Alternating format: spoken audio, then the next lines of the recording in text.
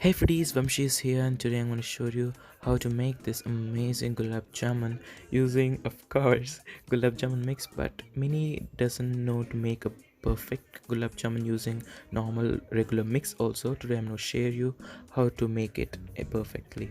So I've taken 2 packs of Gulab Jamun mix, so make sure that you measure in a quantity. So it became a big ball for me, so I've taken correctly half quantity of milk, but I haven't added all the milk at a time. I've just added a bit so that it will be easy for me and there will be no problem later.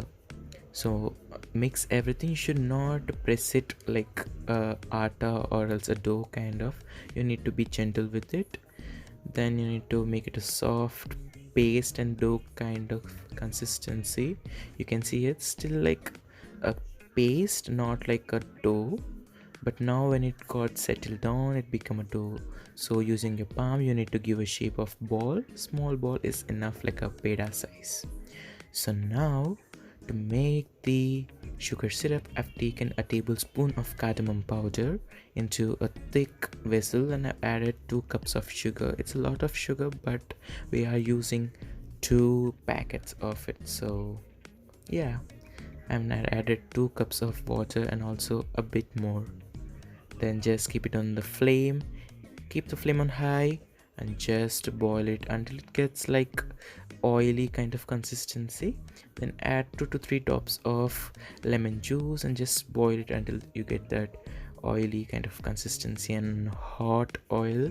Fry your gulab jamun balls on lowest flame as possible. Make sure that your oil is heated enough and low flame itself, and in that hottest oil in low flame you need to fry your gulab jamun balls. And when you're done with all, so once dip the gulab jamun balls in the hot oil and just place it inside the made sugar syrup.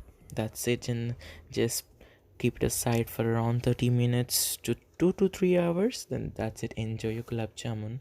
And the tricks and hacks which I'm going to tell now are going to blow your mind. So make sure that you make a soft dough, so that what happens is the cracks and all will just get settled, as it will be sticky and there will be no cracks while deep frying it.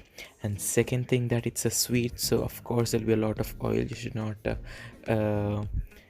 came on it. And second thing, I mean the third thing is that make this gulab jamuns once, try it, and you'll be definitely getting perfect texture every time.